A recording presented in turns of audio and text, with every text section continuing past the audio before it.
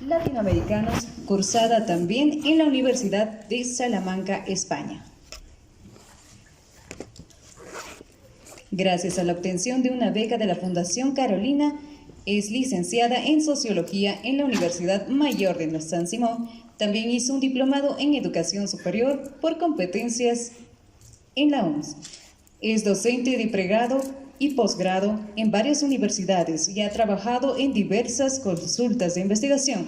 Fue becaria investigadora del Instituto Francés de Estudios Andinos con sede en Lima, Perú, y obtuvo una beca de estancia de investigación en el Departamento de Historia Medieval, Moderna y Contemporánea y el Instituto de Iberoamérica de la Universidad de Salamanca, España, beca otorgada por el Grupo Coimbra. Es ganadora del Concurso Nacional de Ensayo Político convocado por la Fundación Boliviana por la Democracia Multipartidaria. En el 2010 recibió una mención honrosa en el Concurso Internacional de Ensayos Caminos de la Libertad de México en 2011 y obtuvo la primera mención honrosa en el Concurso Plurinacional de Cuentos de Adela Zamudio en 2014.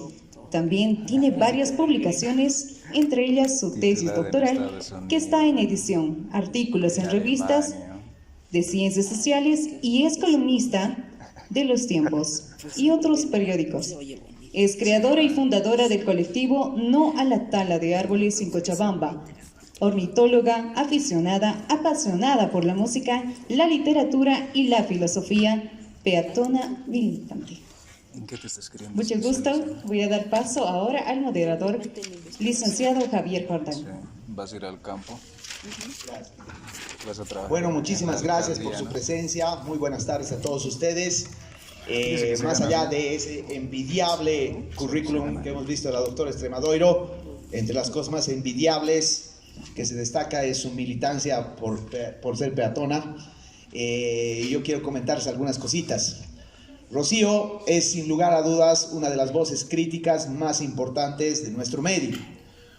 Lo importante de constituirse en uno de los referentes del pensamiento crítico, de la reflexión y también de la polémica y el debate es que Rocío ha sabido establecerse una imagen, pero más allá de una imagen, un reconocimiento de la sociedad en varios ámbitos, que van desde el ámbito académico, pasando por la acción en los colectivos urbanos, como en el colectivo No a la Tala de Árboles, pero también entre las expresiones culturales y en el ambiente cultural y artístico de nuestra ciudad. Yo he conocido a Rocío gracias a que coincido con ella en al menos 3 de los temas que ella trabaja constantemente, que es una crítica radical y al mismo tiempo una de las críticas más brillantes que hay a todos los sistemas autoritaristas, sin importar de qué dimensión vengan, si es de izquierda o de derecha. La postura de Rocío es realmente una de las posturas más acertadas en cuanto a su análisis de los grandes problemas y los grandes males que ha causado y que causa el autoritarismo. Segundo, es una crítica sagaz en torno a todas las formas de violencia, a todas las formas en las que se manifiesta una violencia, desde las violencias que son explícitas y que tienen que ver con las dictaduras, un tema que ella apasionadamente estudia, comenta y forma parte de su exquisita charla. Y también al mismo tiempo uno de los aspectos que es para mí uno de los más relevantes, porque es una crítica del antropocentrismo, es decir, de esa idea de creer que el ser humano es la única criatura que vale la pena en la sociedad. Y por tanto Rocío Extremadoiro se ha hecho muy más que famosa, se ha hecho tremendamente reconocida y tremendamente admirada por precisamente tratar de romper esta visión que es tremendamente una visión que va y que afecta a la naturaleza y a todas las formas de vida que existen en nuestro planeta. Por esas razones creo que esta charla es sumamente importante porque, como ustedes van a poder notar, estudiantes de comunicación en su gran mayoría, pero gente interesada sobre todo. Hay algo que nosotros no trabajamos con frecuencia cuando hablamos de temas como la violencia de género, cuando hablamos de temas como el acoso sexual o cuando hablamos de temas como el arboricidio y es que todas estas problemáticas y todos estos temas están de alguna manera interrelacionados. Además, interrelacionados con otros males sociales muy importantes como el racismo, y por eso plantear una charla de este tipo que básicamente trata de articular el racismo, el sexismo y la aversión a la naturaleza como elementos que están configurados a partir de un mismo origen y de una misma raíz, es sin lugar a dudas una tarea titánica que probablemente Rocío Extremadoiro sea una de las pocas personas en Cochabamba que sea capaz de dilucidar con una claridad absoluta. Quiero recomendar en particular a los estudiantes de comunicación, y más que hacerles una recomendación como tal, quiero hacerles notar que estas temáticas no solamente forman parte de una reflexión social o de una reflexión que tiene que ver con una coyuntura específica, pensar en el medio ambiente, pensar en la protección de toda forma de vida, pensar en el rechazo a la violencia y pensar en el rechazo al racismo y al sexismo, es algo que compete directamente a los comunicadores, porque los comunicadores estamos sobre esta temática tanto en el tratamiento informativo, que es la visión más reducida que tienen de nosotros la sociedad como periodistas, y pues como periodistas y comunicadores estamos obligados a tener un tratamiento informativo responsable acerca de estas problemáticas. Pero también nos afecta en la otra faceta de la comunicación, que es la comunicación humana, nuestras maneras de, como decía Habermas, interactuar a través de nuestras intersubjetividades, porque finalmente nosotros, más allá de profesionales, somos también seres humanos. Y por tanto, creo que esta charla es absolutamente necesaria y fundamental para estudiantes de comunicación y también para docentes. Sobre todo, yo diría, para todos quienes hacen de la comunicación no solamente un oficio, sino una forma de vida. Recordarles a todos ustedes que este evento se realiza como parte de el conjunto el conjunto que nosotros llamamos la celebración de nuestros 25 años de carrera. Este año cumplimos 25 años de carrera y pues la Dirección de Carrera de Comunicación ha creado una comisión de eventos académicos constituida no solamente por los organismos de la Dirección de Carrera, sino también con la participación valiosísima y extraordinaria de los estudiantes organizados a través de la Sociedad Científica de Estudiantes de Comunicación y a través del Centro de Estudiantes. Y al mismo tiempo, este evento en particular es parte del esfuerzo que ha realizado la creación de la Comisión de Lucha contra la Violencia y el Acoso Sexual, una comisión integrada por docentes y estudiantes de la carrera de comunicación, que tiene como tarea específica trazar líneas directrices que nos permitan combatir este mal. Sin ir más allá en esta breve exposición, para mí, querida Rocío, es un privilegio tenerte con nosotros y pues sin más preámbulo te cedo la palabra. Muchísimas gracias. Un aplauso, por favor.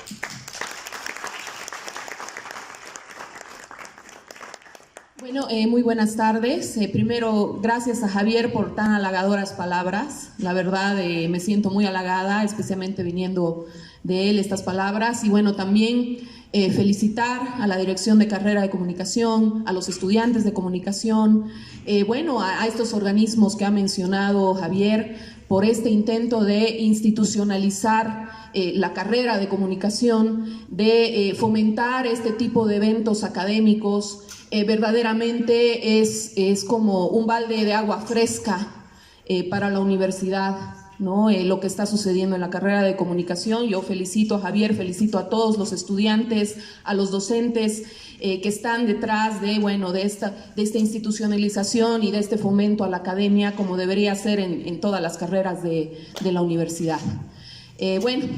Voy a iniciar mi exposición. Y bueno, tal vez todos ustedes se han preguntado ¿de dónde viene esta idea de progreso, de desarrollo que tanto se maneja en la gestión pública en Bolivia?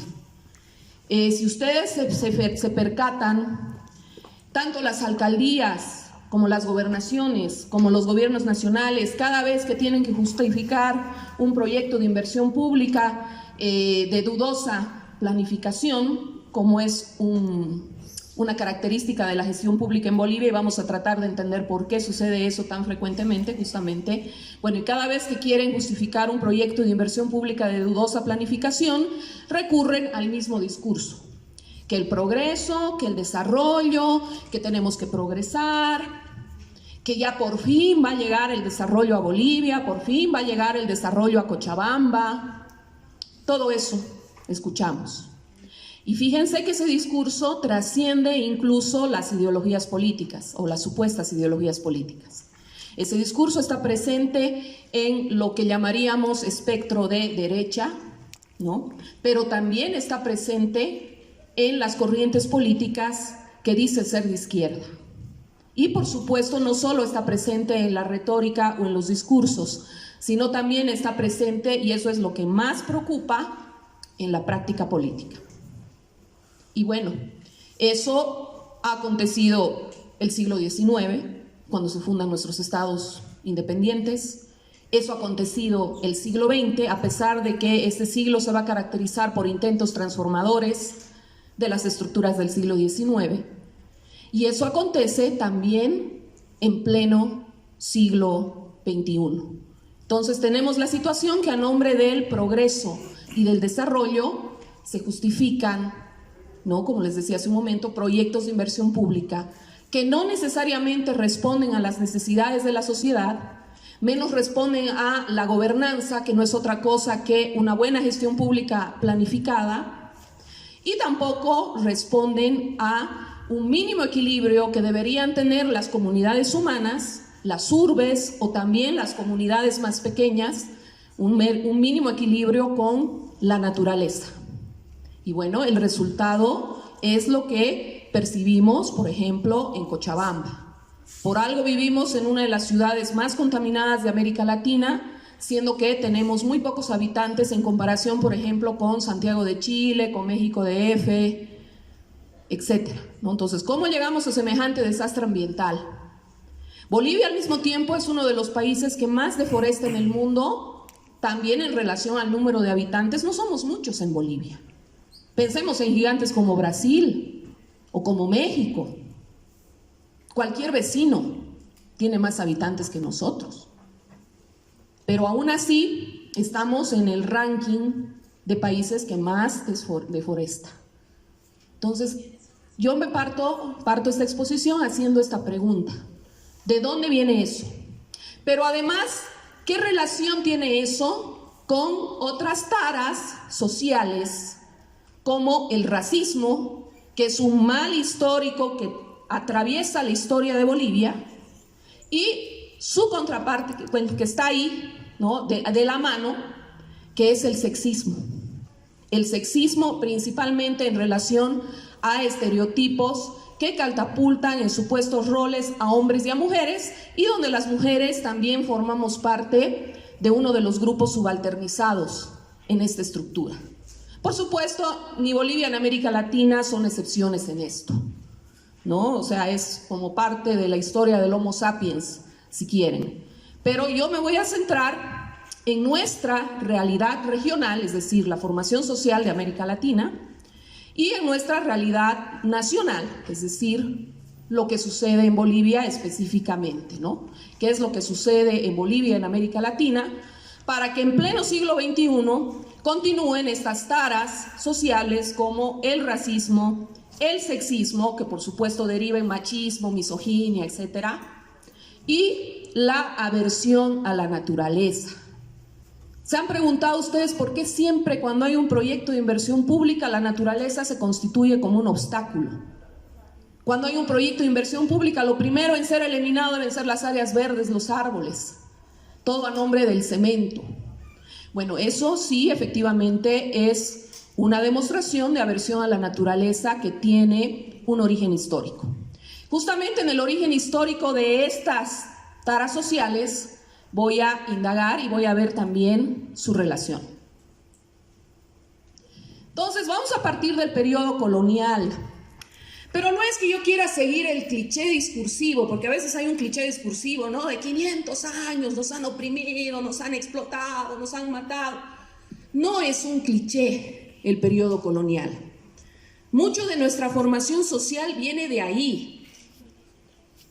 Y es que no es que solo haya existido la colonia. Por supuesto, este territorio, antes de la llegada de los españoles y los portugueses, estoy hablando de América Latina, este territorio era habitado por numerosos pueblos precolombinos, además bastante diversos. ¿Por qué? Porque es un enorme territorio. Había de todo. Culturas asombrosas. Culturas asombrosas. De eso se sabe no mucho. ¿Por qué? Porque finalmente es cierto que la historia la escriben los vencedores. Entonces, de alguna manera vemos la historia colonial con los lentes tanto de los españoles como de los portugueses. Bueno, por algo estamos hablando este idioma y no otro. Y hay una serie de prácticas políticas, de estructuras y de pensamiento que, sin querer o queriendo, nos guste o no, hemos heredado de la colonia, y por eso de ahí parto para hacer este recuento histórico. Pero no es pues para latiguearnos con los 500 años. Yo intento un poco analizar hechos objetivos hasta donde se puede. ¿Por qué? Porque efectivamente una de las discusiones que siempre tenemos los cientistas sociales es hasta qué punto se puede lograr la objetividad de la ciencia social. Pero trato de basarme en hechos que se supone están demostrados con documentos y demás a partir de esta ciencia que se conoce como historia. Entonces, en América Latina tenemos 3 legados culturales. Tenemos el legado indígena, por supuesto, que es muy diverso, que a pesar de que fueron el grupo vencido, fueron los sometidos, fueron los subyugados por los ibéricos, igual supieron adaptarse y tener suficientes estrategias de resistencia para haber sobrevivido a la colonia y haber legado parte de su cultura, no toda, por supuesto, porque hay culturas también que desaparecen, que se extinguen, no, que se exterminan, y también haber sobrevivido al Estado republicano, que tampoco los tuvo como un grupo con todos los derechos que merecían durante mucho tiempo. Pero también tenemos el legado afrodescendiente, porque en parte de América Latina la fuerza de trabajo fueron esclavos afrodescendientes negros, ¿no?, que comerciaban los portugueses. Además era uno de sus grandes rubros de comercio, el tráfico de esclavos. Y llega un momento que los españoles también utilizan esclavos negros donde no había suficiente fuerza de trabajo indígena. Y somos también resultado, por lo tanto, de los ibéricos, es decir, los españoles y los portugueses, que han legado a América Latina más características de las que nos gustaría admitir, de las que quisiéramos admitir, pero hay que admitir, ¿por qué? Porque están impresas en nosotros, están impresas en nuestra formación social. Y justamente voy a hablar de esas características. En realidad, la forma de gobierno, las estructuras sociales, las formas de gobierno, las estructuras sociales, los sistemas políticos van a ser un legado colonial que principalmente viene de, en este caso, los vencedores, es decir, España y Portugal. Ellos son los que sometieron finalmente a los diversos pueblos indígenas que existían y, bueno, también trajeron a los afrodescendientes en calidad de esclavos, y a partir de esa mezcla que forma ciertas estructuras, el resultado es América Latina. Entonces, ¿qué nos legaron los ibéricos? Y aquí voy a hablar del periodo colonial. En 1492, cuando supuestamente se descubre, entre comillas, América, porque no se descubre, ya había gente que vivía aquí, ya había otros Homo sapiens que vivían aquí, pero bueno, los ibéricos se llaman descubrimiento. En 1492 justo coincide otro hecho histórico, y es que los españoles, específicamente la Corona de Castilla, consigue reunificar España frente a 8 siglos que tuvieron a los árabes ocupando el territorio. Después de 8 siglos de ocupar el territorio de los árabes, y es por eso que los españoles tienen mucho de árabes, aunque no les gusta admitirlo, pero tienen. En 1492 logran la llamada Reconquista. Y, bueno, también es el comienzo de la llamada Edad Moderna. Esta reconquista, bueno, primero logra la expulsión de los árabes y segundo, la corona de Castilla busca dominar al resto de reinos que habían en España, porque España también es un país étnicamente diverso, con una historia de diversidad étnica. Eran múltiples reinos que logran ser dominados por el centralismo monárquico de Castilla. Y en ese sentido, la corona de Castilla va a ser sumamente centralista, sumamente absolutista en la expresión del poder político. ¿Por qué? Porque tiene que contener a los otros reinos que se consideran étnicamente distintos, pero también tiene que administrar la nueva gallina la gallina de los huevos de oro, que es estos territorios, entre comillas, descubiertos. Cuando se descubren, toda Europa se va a poner en jaque. Entonces, por supuesto, estos territorios van a ser disputados por españoles, portugueses, que un tiempo Portugal también va a estar bajo el dominio de la corona de Castilla, pero no va a durar tanto, franceses, holandeses, ingleses, todos estaban en la mira de estos territorios y sus riquezas. Entonces, ¿cómo logra España la primacía, el monopolio? La palabra en realidad es monopolio, en respecto a estos recursos que, entre comillas, se descubren en América, en el caso de la América española, y lo mismo los portugueses. ¿Cómo logran esta primacía? Pues a través de una corona, una monarquía sumamente centralista en sus prácticas. Todo se decidía en España, en Madrid. Todo se decidía, las decisiones, la administración venía de ese centro. Y fíjense que ese centro está a un océano de distancia de los territorios descubiertos. No obstante, tenían que mantener la situación de tal manera que se mantenga el monopolio, además frente a las ambiciones del resto de los países europeos, que igual están al acecho de estos, entre comillas, nuevos territorios. Entonces, así se conforma una estructura de gobierno sumamente centralista y sumamente burocrática. Esa burocracia garantiza que el poder siga en España, siga en la corona de Castilla. Y Portugal, luego de que, bueno, desde si no me equivoco, desde 1580 hasta 1640 va a estar bajo el dominio de España. Luego se independiza Portugal, pero va a adquirir más o menos una estructura política muy parecida a la española, con una monarquía también absolutista y centralista. Y además Portugal se va a caracterizar por ser esclavista de frente. España no era tan esclavista de frente.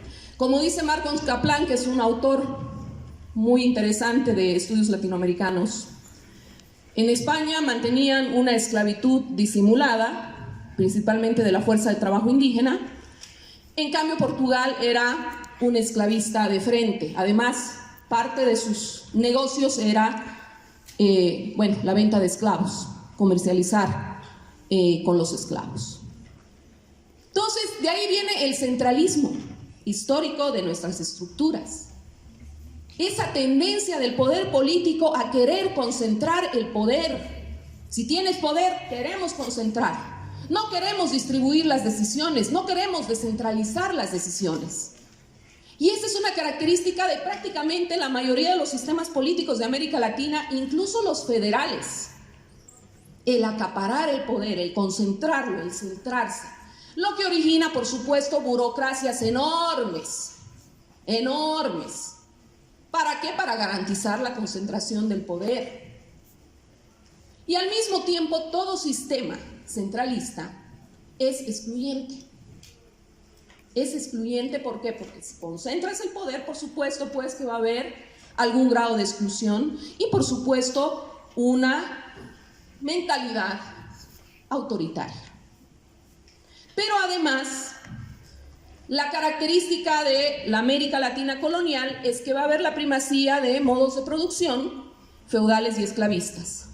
Mientras Europa se supone que ya está entrando a la edad moderna, ya se está hablando del desarrollo de las primeras burguesías, ya se está hablando de pasar de modos de producción precapitalistas a un modo de producción capitalista. Mientras en Europa está pasando ese fenómeno en la etapa colonial, en América Latina, ¿no?, en las colonias españolas y portuguesas, se mantienen modos de producción precapitalistas, es decir, o feudales o esclavistas.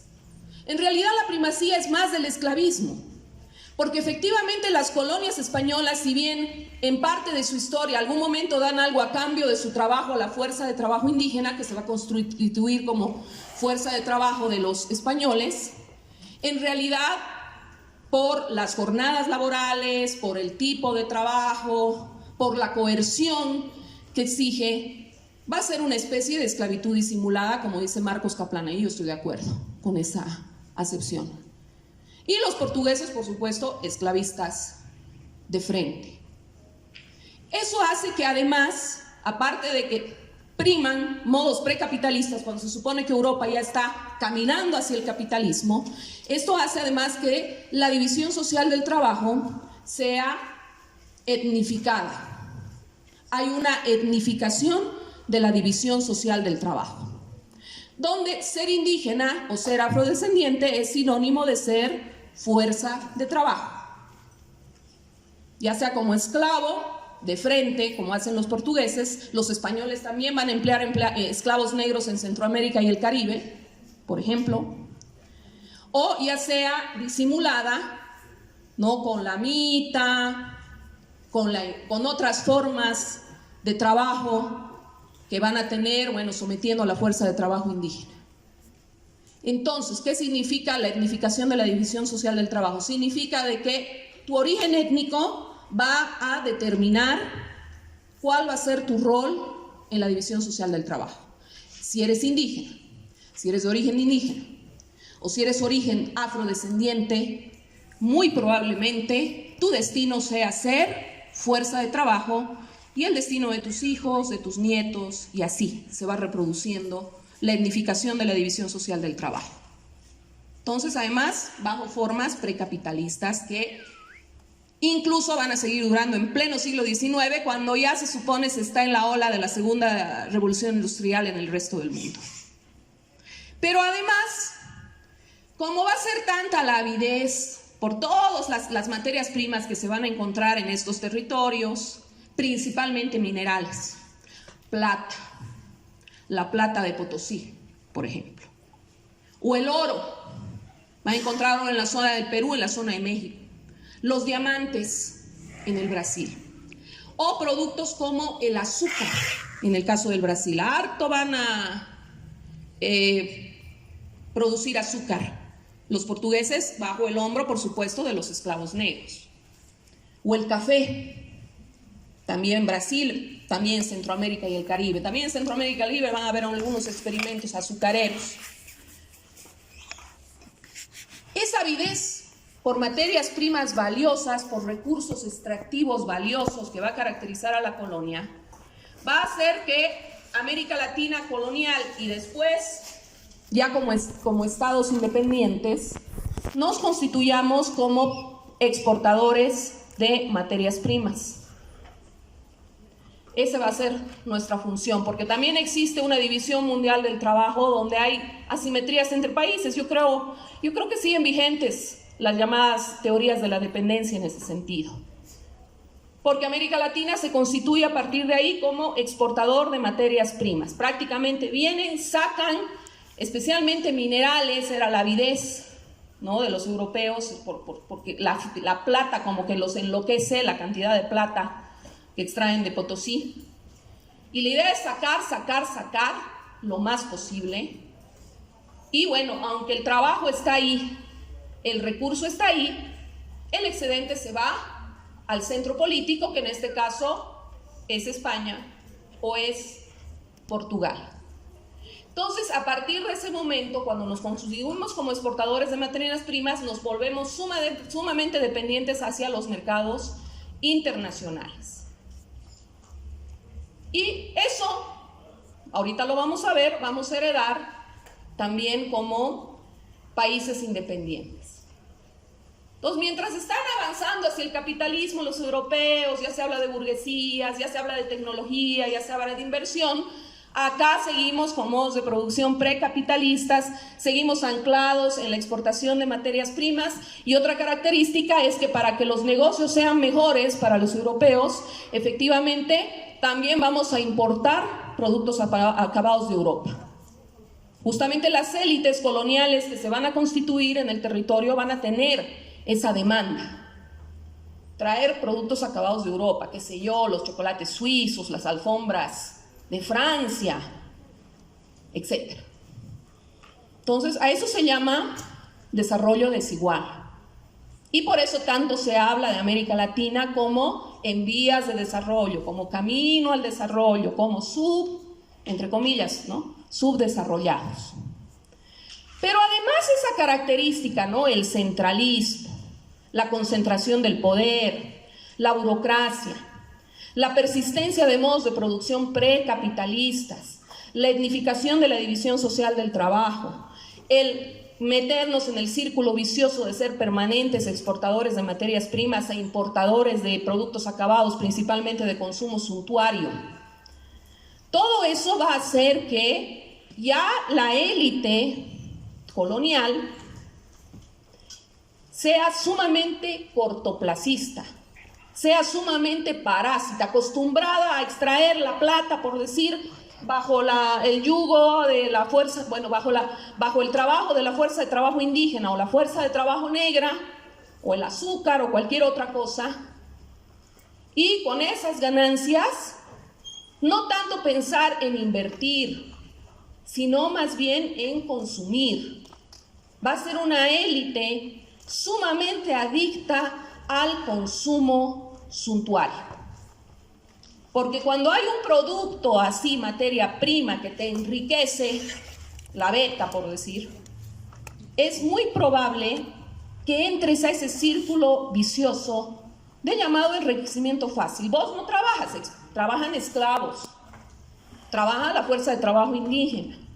Sobre sus espaldas se saca la beta de la materia prima, se exporta, tú haces tu negocio redondo y te acostumbras a ese círculo.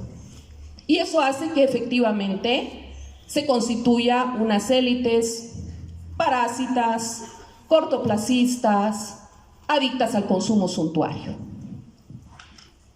Ahora, ¿qué va a pasar cuando nos independizamos?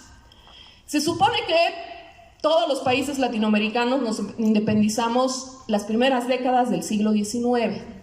Se dan los procesos independentistas.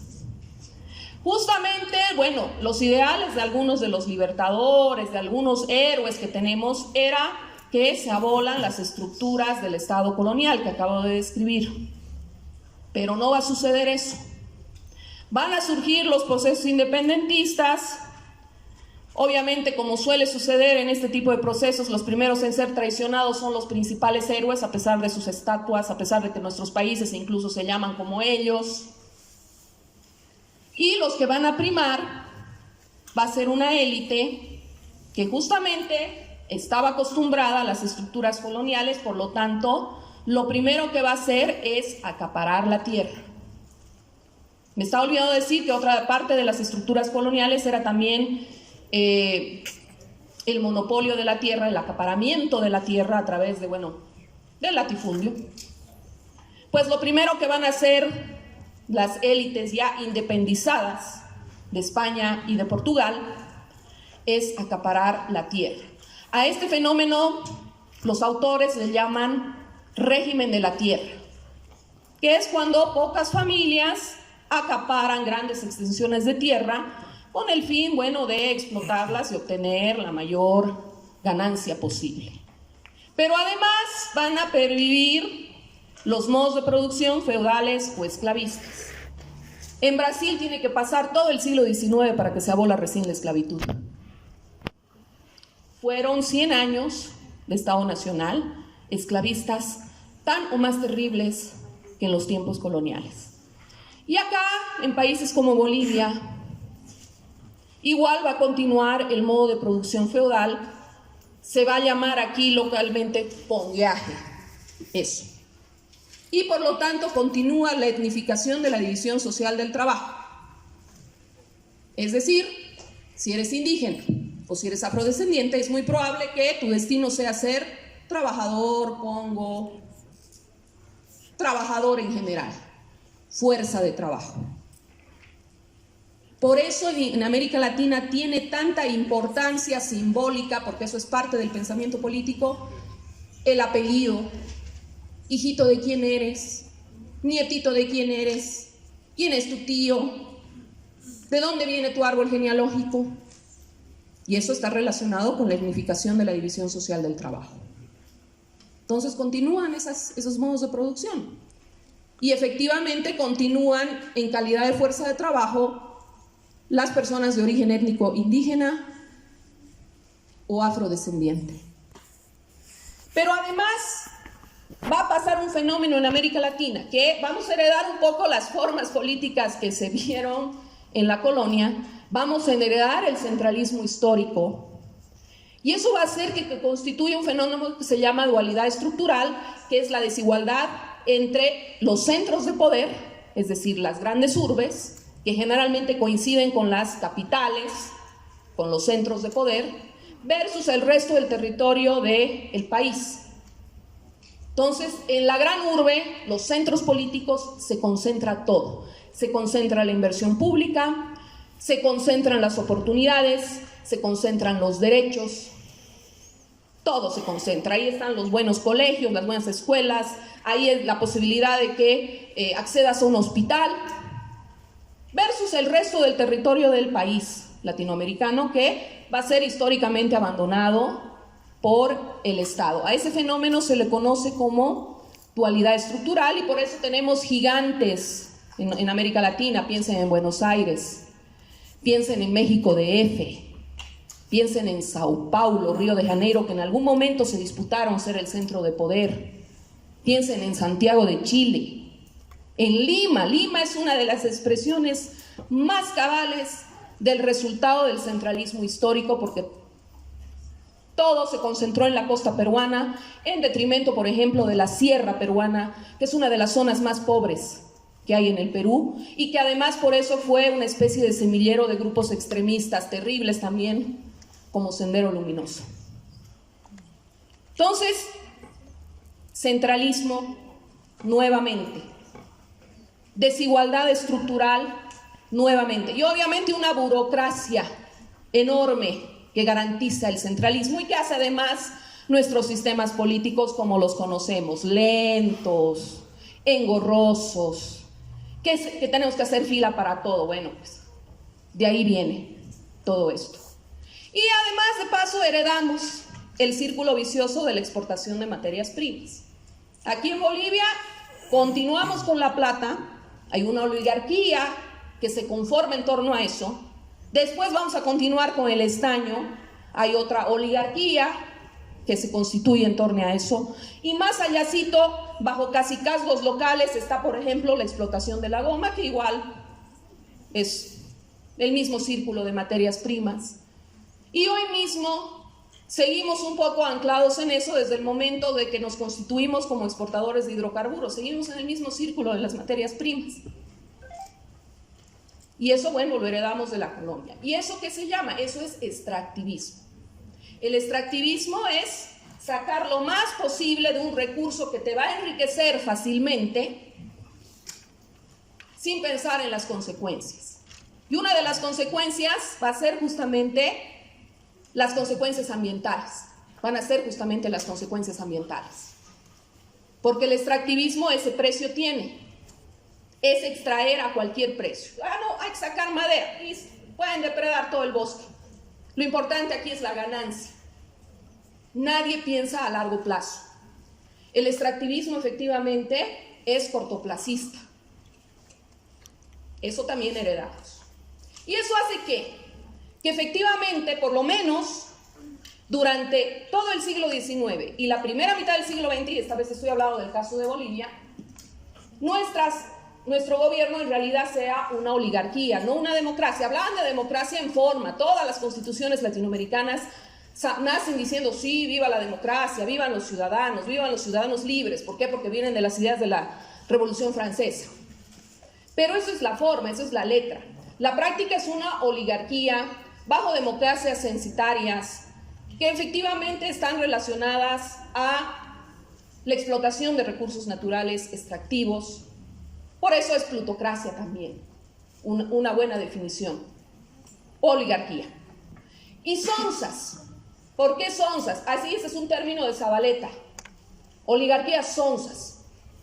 ¿Por qué? Porque van a seguir siendo cortoplacistas, van a seguir viviendo bajo el trabajo semiesclavo de los indígenas o de los afrodescendientes. En el caso de Brasil van a continuar nomás con la esclavitud, ¿no? Del trabajo, de la fuerza de trabajo, sin mayores posibilidades de inversión. ¿Por qué? Porque están acostumbrados a ganarse a fácil que trae la exportación de materias primas.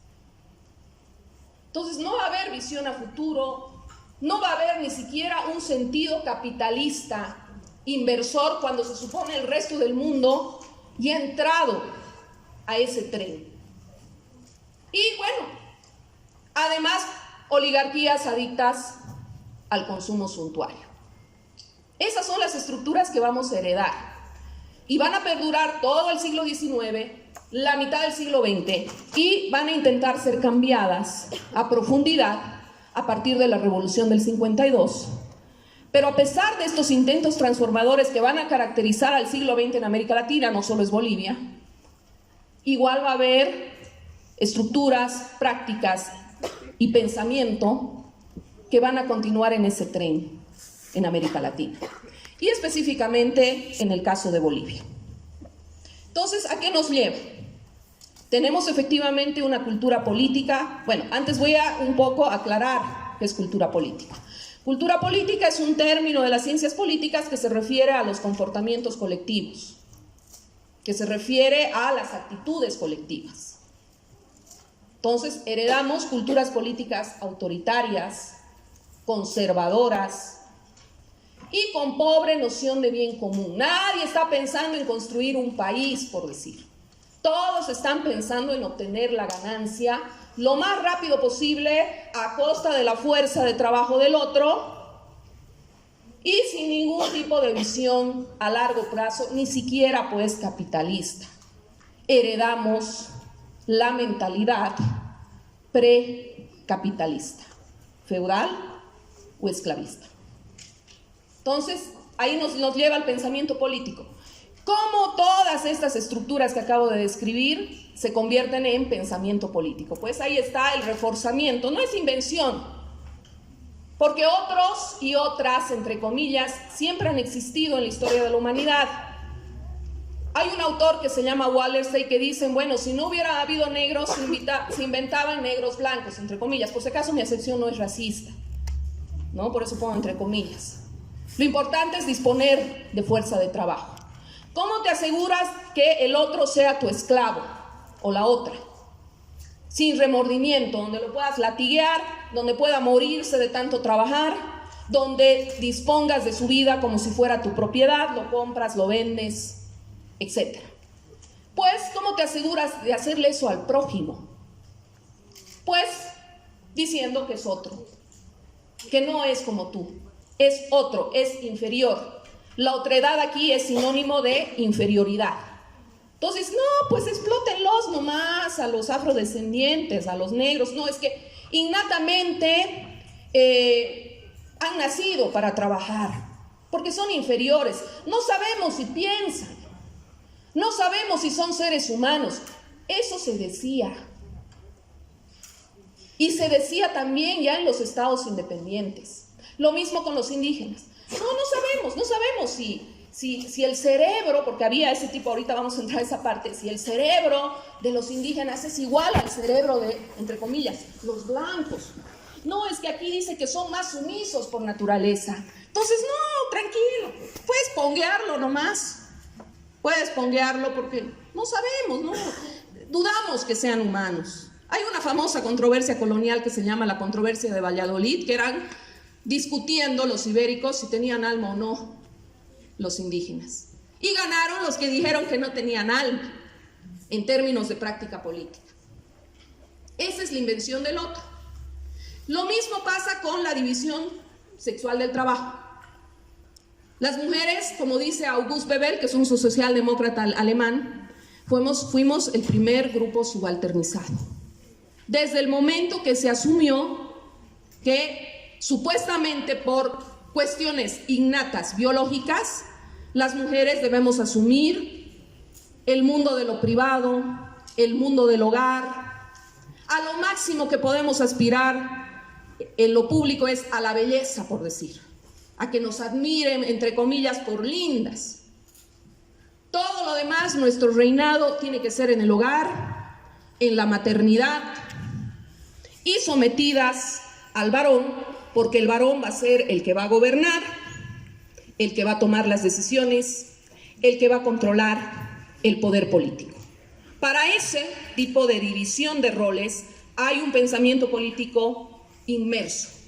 Y es decir, no es que las mujeres innatamente no son tiernitas, son buenitas, son suavitas, son el sexo bello. Qué lindo consuelo que nos dan, ¿no? El sexo bello, hay que admirarlas, pero buenitas son. Entonces, no, pues son la reina del hogar, son la reina de la belleza, las mujeres, y eso está en su biología. En cambio, los hombres no, somos el dominio de la razón. Somos los que tenemos que mandar, somos los que tenemos que proveer.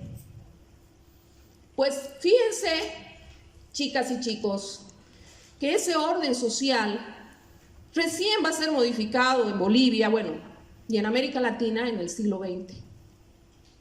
Recién a las mujeres en el siglo XX nos van a otorgar mínimos derechos civiles y políticos.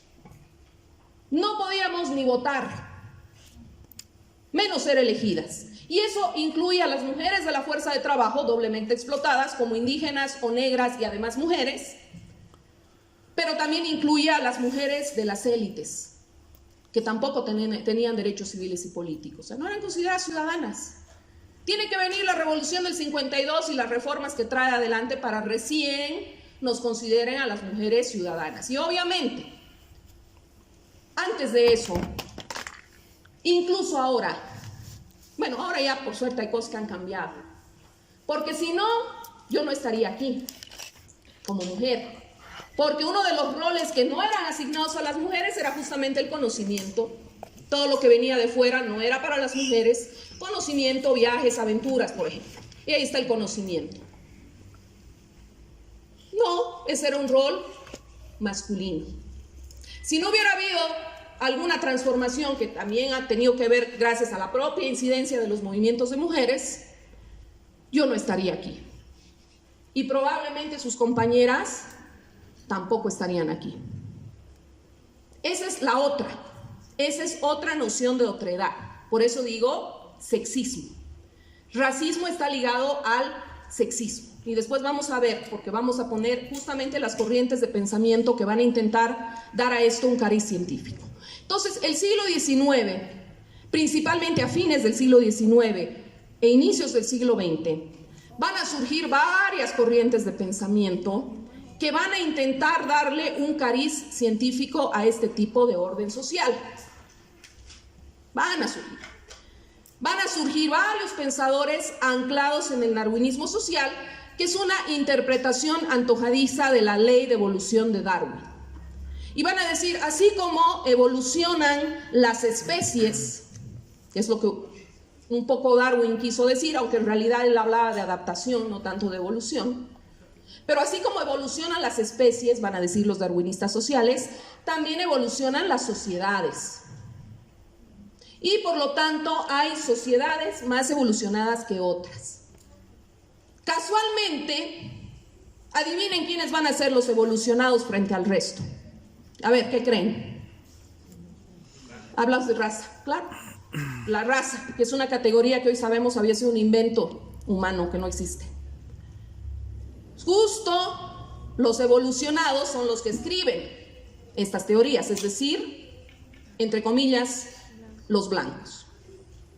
Los demás no, es que están en etapas todavía más inferiores de evolución, tal vez algún día evolucionen, pero mientras no evolucionan, está bien nomás que nosotros mandemos y ellos obedezcan, y que nosotros dirijamos y ellos sean la fuerza de trabajo. Van a haber varios pensadores muy leídos a finales del siglo XIX, principios del siglo XX, por ejemplo, Gustave Le Bon, un francés que es uno de los padres de la llamada frenología, que hoy pues, más bien ya se sabe que es una pseudociencia. La frenología es eso, por ejemplo, no sé si han visto esta película de Tarantino, ¿cómo se llama? Pues el Django. Cuando Leonardo DiCaprio compara el cerebro de un blanco o habla del cerebro de un negro, creo, y dice, miren, aquí hay una arruga, aquí esta corrugación, por eso son diferentes a nosotros, los negros. Y por eso pues trabajan para nosotros. Así le buscaban, esa es la frenología, buscar diferencias, supuestas diferencias raciales que supuestamente serían hechos deterministas biológicos. Y bueno, va a estar Francis Galton, otro pensador que era primo de Darwin, que interpreta también su teoría para analizar la supuesta evolución de las sociedades. Y por supuesto va a estar el padre del positivismo, Augusto Comte. Comte, para que vean la influencia, es el fundador de la sociología como ciencia. Ese. Comte, ¿qué decía? Tenía una ley de los 3 estados, ¿no? El estado teológico, el estado metafísico y el estado científico. Eran evolutivos. Los menos evolucionados eran los teológicos. Era ateo. Pero bueno, para él los menos evolucionados estaban en el estado teológico y los más evolucionados estaban en el estado científico, donde se supone que el conocimiento ya no se basaba en religiones, sino en la ciencia. Pero estaba bien la teoría, estaba interesante, pero ¿cuál es el problema de Comte? Porque también es un hijo de su época, no es por malo que lo hace, ojo, todos los pensadores son hijos de su época.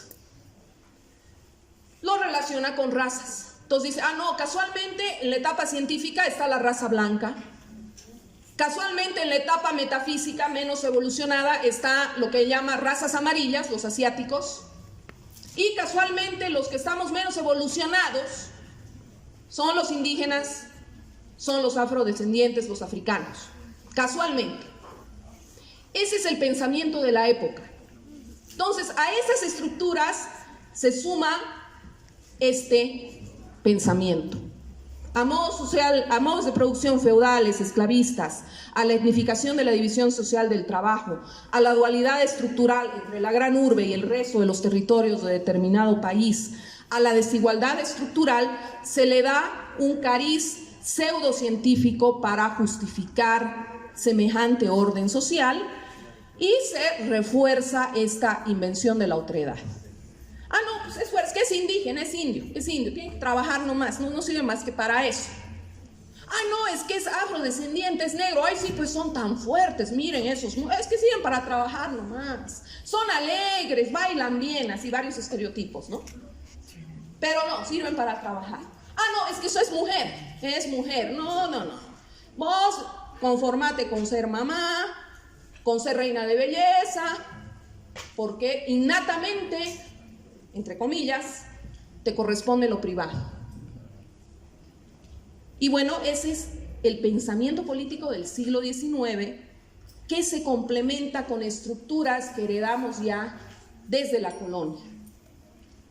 Lean a los pensadores del siglo XIX, de finales del siglo XIX, inicios del siglo XX, y van a encontrar este pensamiento.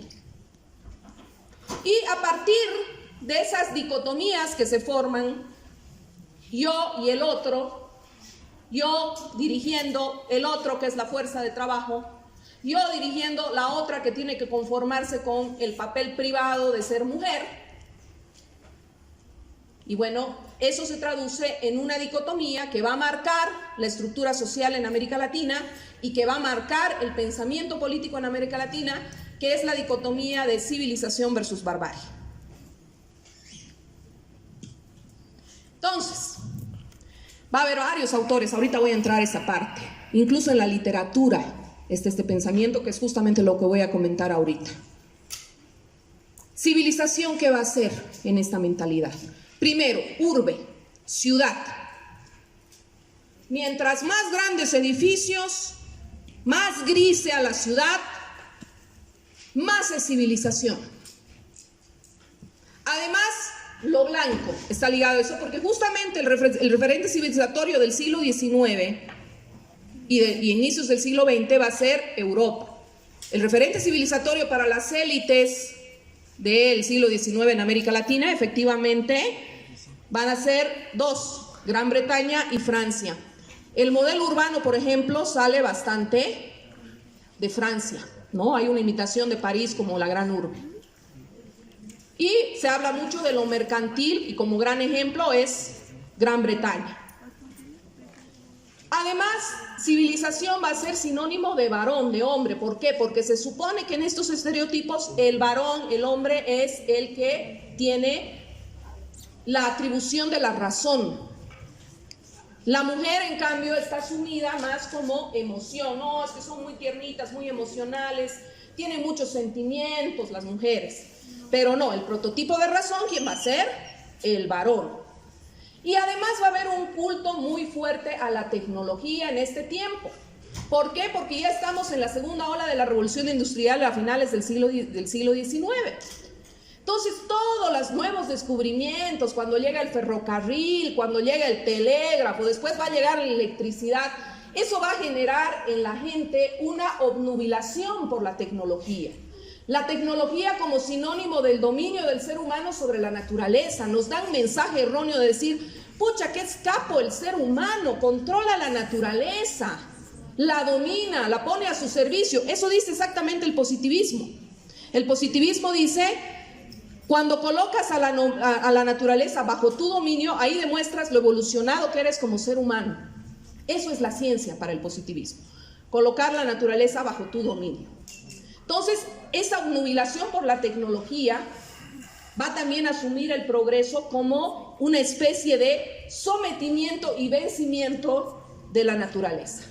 De ahí viene la cultura del cemento, de ahí viene la cultura del asfalto. Es ganarle terreno a la naturaleza. Y esa es la noción de progreso. Y la barbarie, en cambio, ¿qué va a ser? Campo. Sinónimo de campo, porque justo ahí está además la fuerza de trabajo indígena o negra. Campo. Lo indígena afrodescendiente va a ser lo bárbaro, lo salvaje. Con esa justificación, por ejemplo, les han quitado sus tierras a los mapuches en Chile y Argentina, tanto el Estado Nacional chileno como el Estado Nacional argentino durante el siglo XIX, han tomado el sur de Sudamérica, les han arrebatado sus tierras a los mapuches que todavía habían resistido a la dominación colonial. ¿Bajo qué nombre? Bajo el nombre de la civilización. Decía, ay, no, es que estos indios salvajes nunca van a administrar bien estas tierras, nunca las van a hacer producir, porque son salvajes, porque son bárbaros, porque son improductivos. Entonces, ¿qué hacen? Les quitaron las tierras y las ofrecieron a colonos europeos. Y por eso zonas como el Frutillar en Chile, bueno, ahora es una colonia medio alemana. Y hay europeos de todo tipo en el sur de Chile y en el sur de Argentina. No, es que tienen que llegar aquí los civilizados a hacer productivas estas tierras. Y les regalaron tierras a colonos europeos, pero tierras que les habían quitado a los mapuches. ¿A nombre de qué? De la civilización. Y bueno, porque decían que eran los salvajes, los bárbaros. Y por lo tanto, de esa manera, la naturaleza en este imaginario se asume como sinónimo de barbarie. Se asume como sinónimo de no progreso, de lo salvaje. La naturaleza es sinónimo de no progresar, del atraso. Y uno diría, pero bueno, es que esa es la mentalidad de las élites, de las oligarquías. Pues para hablar de conciencia colectiva significa que aunque sea un pensamiento que responde a estructuras dominantes, se ha socializado lo suficiente para que incluso lo tengan en su cabeza los propios grupos subalternizados. ¿Qué significa?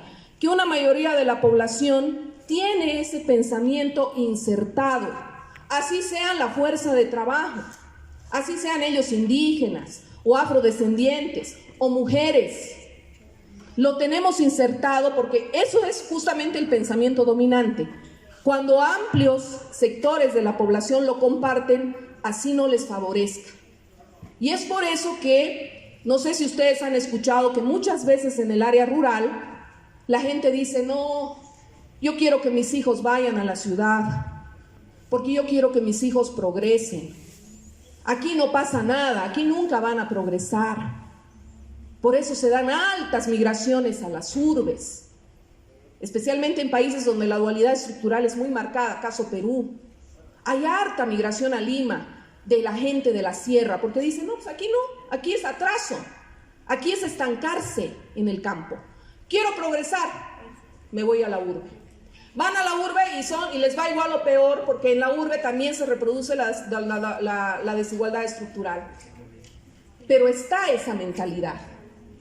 Y está esa mentalidad también presente en la urbe desde el momento que, véanlo a su alrededor. Piensen en sus vecinos, no sé. Cualquier habitante de la urbe. Va a haber mucho árbol, mucha maleza. Va a decir, no, qué feo esto, está feo esto. Uy, no parece pues tierra de nadie.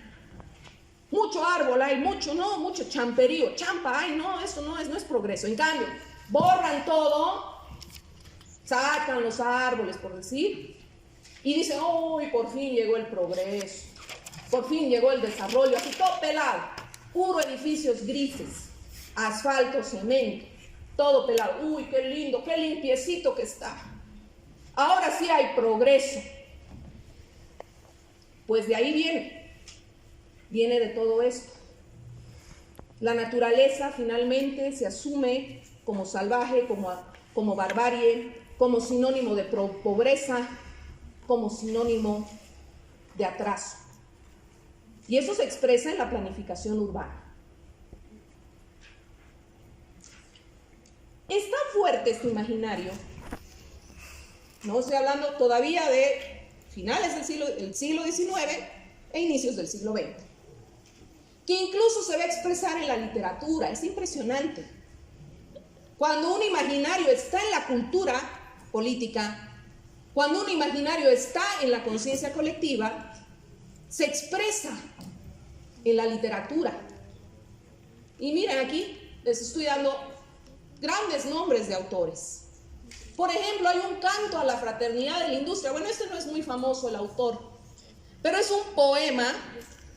No he podido conseguirlo, es que tengo a veces mis documentos un poco desordenados, pero lo tengo por ahí. Es un poema al humo de los ferrocarriles. Es un poema al humo de las fábricas. Yo digo, pucha, qué increíble que alguien le encuentre belleza al humo que está contaminando el aire. Pero le encontraban porque había este culto por la tecnología, como esa ilusa pretensión de haber dominado a la naturaleza como seres humanos. Después, bueno, hay un famoso autor argentino que se llama Domingo Faustino Sarmiento, que además fue presidente de la Argentina y por lo tanto su pensamiento también se aplicó en políticas públicas, que tiene un libro que se llama Facundo, donde muestra claramente la dicotomía de la civilización con referente europeo versus la barbarie en América Latina, que desde su pensamiento tuvo la mala suerte de haber heredado también lo indígena y también lo negro, que sería sinónimo de barbarie. Tenemos también un cuento de Esteban Echeverría, que es otro argentino, también de los unitarios, porque Sarmiento era del Partido Unitario, de la selva. Doña Bárbara al mismo tiempo es sinónimo del campo, de la naturaleza. Entonces, la naturaleza como mujer, la naturaleza como indómita, que no logra ser domada por la civilización. La civilización la representa el héroe de la novela, que es un joven gallardo que llega de la urbe, muy culto, ¿no? Con mucho conocimiento, y que intenta enamorar a doña Bárbara. Y se enamoran, hay un amor ahí de por medio, pero no logra domarla, porque es como la naturaleza, y es como la mujer, indómitas, no se pueden domar, van a ser siempre expresión de barbarie. Hay una novela mexicana de este libro, pero muy mala. Creo que la dieron un tiempo, tal vez la han debido conocer. Muy mala la novela mexicana, no se las recomiendo. En todo caso, les recomiendo la película que hay, que es con María Félix como Doña Bárbara, pero es una película un poco antigua. Pero principalmente les recomiendo que lean el libro. Así se expresaba este pensamiento en la literatura. Entonces, qué paradójico que en América Latina todavía alberguemos expresiones de pensamiento político y expresiones de práctica social que derivan de este pensamiento, de práctica política, perdón, y de práctica social también, efectivamente, que derivan de este pensamiento. En pleno siglo XXI, los países europeos, que eran el referente civilizatorio en este esquema, ya aprendieron cuáles son las consecuencias del extractivismo desmedido. Los países europeos ya aprendieron cuáles son las consecuencias de una planificación urbana en desequilibrio con la naturaleza. Por supuesto, no es que les vino una iluminación, ¿no? Eso lo han aprendido duramente. Si la historia de Europa también es terrible, ¿no? Ninguna taza de leche. No son civilizados, o sea, no pueden ellos decir, ay, somos más civilizados. Bueno, que revise la historia europea se van a dar cuenta de los civilizados que eran. Igual es una historia sumamente terrible, sumamente desigual, sumamente autoritaria, etc. Pero para el siglo XXI, tal vez algunos países ya aprendieron la lección. Se dieron cuenta de los costos, tanto de los recursos humanos como de los recursos naturales. Y se dieron cuenta de que no hay planificación urbana que vele por una calidad de vida real y por nuestra propia sobrevivencia, que no incluya el equilibrio con la naturaleza. Entonces, han hecho un mea culpa. Por eso ahora se planifican áreas verdes, por eso ahora se habla de bosques urbanos, por eso hoy se habla de la protección de las selvas, por eso hoy se habla de áreas protegidas, porque la humanidad ya aprendió una lección, y es que el extractivismo es un camino sin salida. Y una planificación urbana sin equilibrio con la naturaleza también es un camino sin salida y suicida. Como humanidad ya aprendimos esa lección histórica a partir de las lecciones de la historia del resto de la humanidad. Pero en América Latina, empecinadamente, seguimos anclados en esos modelos de origen colonial y del siglo XIX, aditamentado con el pensamiento político del siglo XIX, en pleno siglo XXI.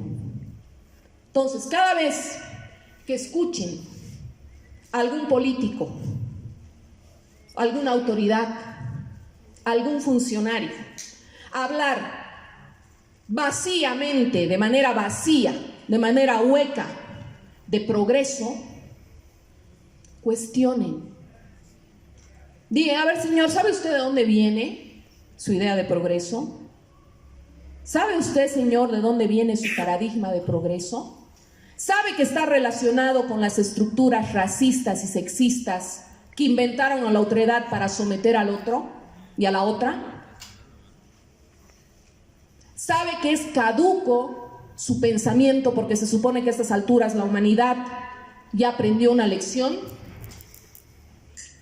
Y siguen repitiendo que el progreso, que el desarrollo, y lo que menos les interesa es el medio ambiente.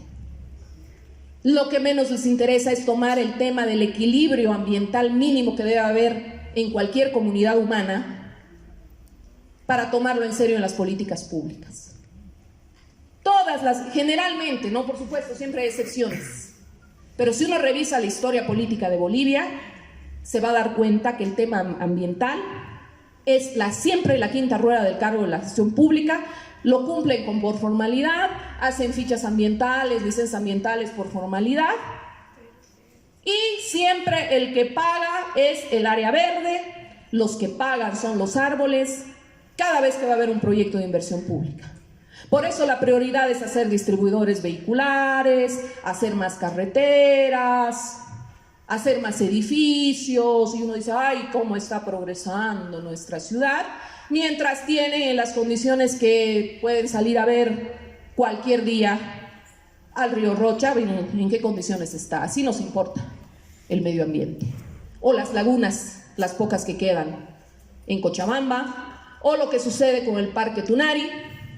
Todos los años es la misma historia, que se quema, que se destruye. ¿Por qué? Porque quiere ser acaparado para que algunos sigan lucrando nomás con el negocio de la tierra. Y bueno, ahí está Cochabamba. Ese bodoque que ven ahí es el prototipo de progreso, de civilización, de desarrollo. Pues, señores, no han inventado la pólvora, hay que decirles a las autoridades, a los políticos y demás. Ese pensamiento tiene un origen colonial en estructuras sumamente desiguales y, en todo caso, en el mejor de los casos, pertenece al siglo XIX. Entonces, qué caduco el pensamiento. Pero ahí está. Esa es nuestra herencia. Esa es nuestra herencia estructural. Esa es nuestra herencia también en mentalidad. Y está presente en nuestra cultura política. Por eso somos tan fáciles, tal vez, como colectividad, de engañar. Cualquier tipo que nos habla de progreso y desarrollo, creemos, pucha, ya es nuestro héroe, ya es nuestro caudillo. Eso también viene de las estructuras coloniales, esa manía de querer encumbrar gente, esa manía de buscar un caudillo al quien seguir, a quien vitorear, a quien llenarlo de guirnaldas. Eso viene pues ya del centralismo monárquico ibérico. Y continuamos así a pesar de permisarnos. Y continuamos así en pleno siglo XXI. Entonces, chicos y chicas, cuando escuchen ese discurso, que no les vendan gato por liebre, porque ese discurso tiene un origen. Y justamente de ese origen yo les vine a hablar hoy. Gracias.